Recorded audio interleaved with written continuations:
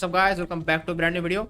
So 3.4 is around the corner and the buffs are coming soon. So let's talk about Blade real quick and let's talk about its best teams, light spawns and everything about the kit. So I'll just go through everything really quick and without wasting any of your time, let's get right into it.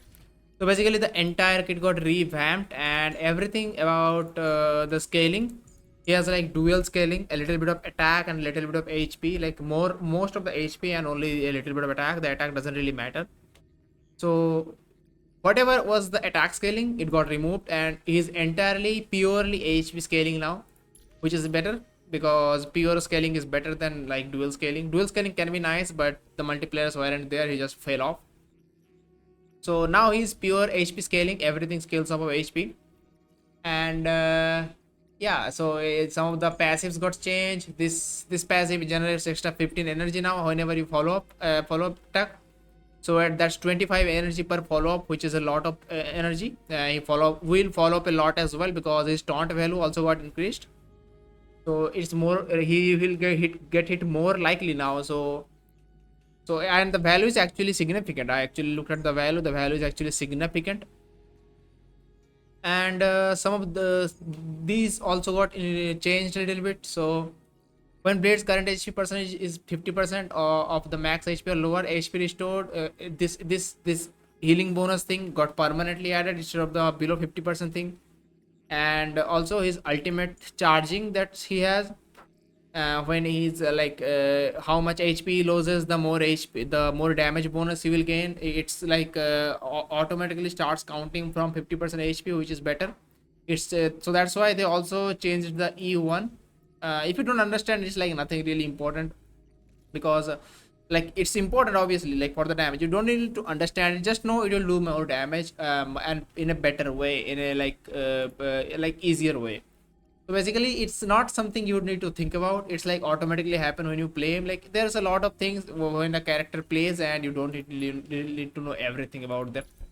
So the E1 is the only eidolon of his get got changed. E2 to E6, everything is the same, exact same, only some changes to the scaling might be, but everything else is the same basically. And E1 only got changed. So the E1 now basically buffs. We used to buff only the ultimate, now it buffs basic attack as well, the enhanced basic attack as well as the ultimate, so it's better now.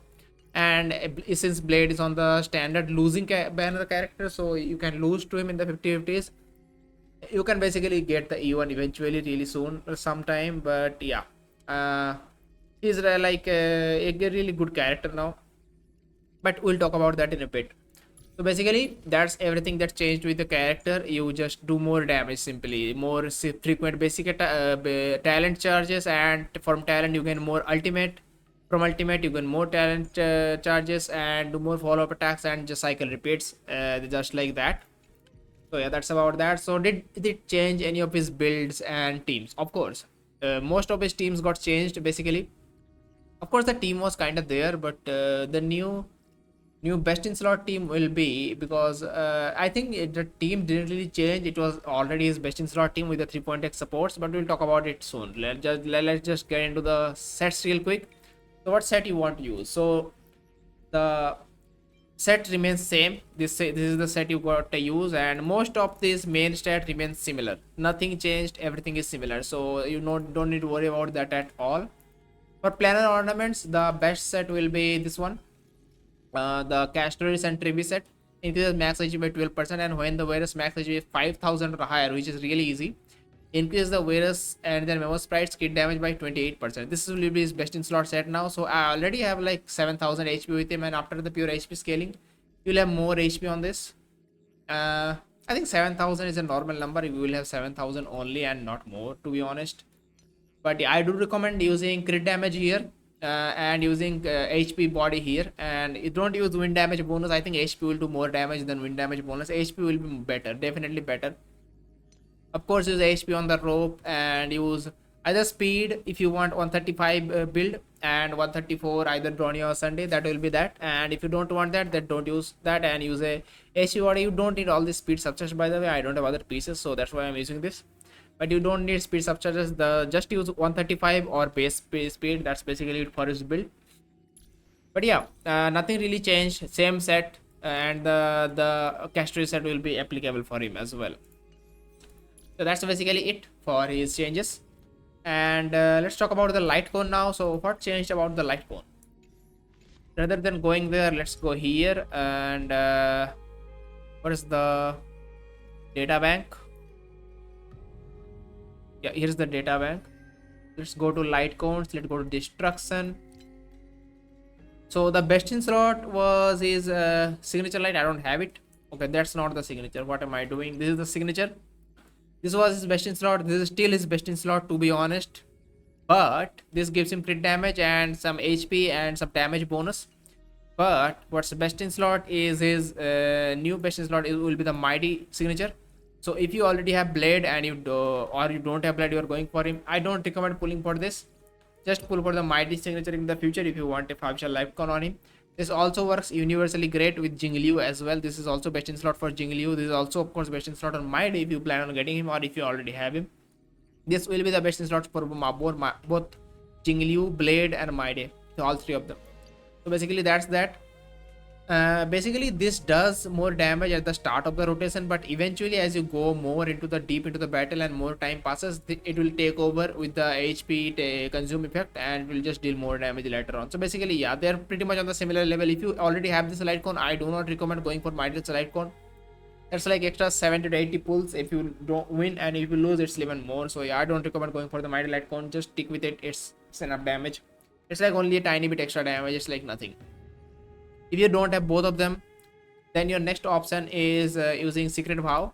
This is the next option, which at max again give you 40% increased damage bonus, and if the target's HP is lower than your your percentage HP, it will extract 40% damage, which is really nice, but it's unreliable. So it's like kind of RNG on the second part, but it's pretty good. This is the third best choice, and the fourth best choice that you have this one. You can use this one if you have it. It increases max HP by 24%, and when losing or restoring this unit's HP, it increases kit damage by 36%. This is also the next best option. So yeah, both of them works great. And yeah, this one being a little bit better with the double stack, but it will you will gain the effect like kind of a lot of times, but not all of the times. Just keep that in mind. So basically that's about it for the light cones. Only got 4 options, to be honest. Just either what did it go? Either use my day or blade, or if you don't have either of them, use either secret vow or the second hunt. Sound hunt. Basically that's about it for the light cones. Let's talk about the teams now.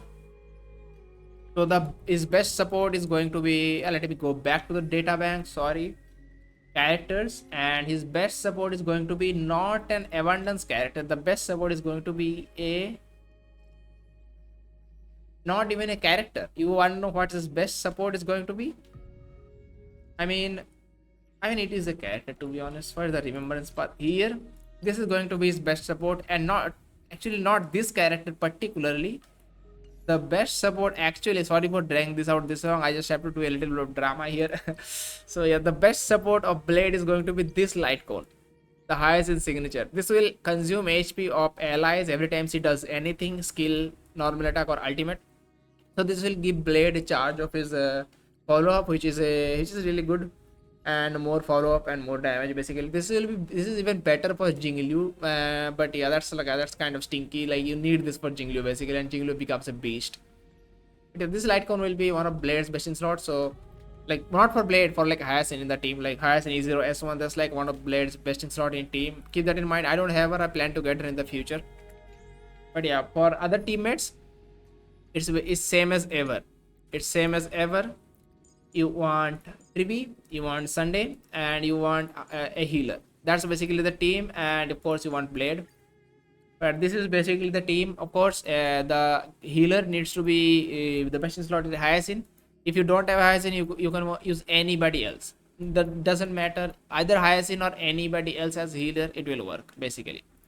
If you don't want to use Sunday, you can also use RMC, or you can use of course Sparkle with like base speed blade with high speed Sparkle, or same way you can use Bronya. If you have Bronya E2, you can also do some speed stuff with that.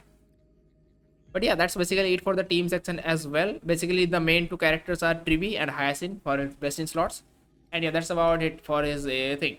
Yeah, let me know if you have any questions. And yeah, let me know if you have Blade or not, or plan to pull for him. You might have it, or have Blade, or might want to pull for him. Let me know what's the case. That's why you are probably watching the video. But make sure to subscribe, and I'll see you on the next one. Peace.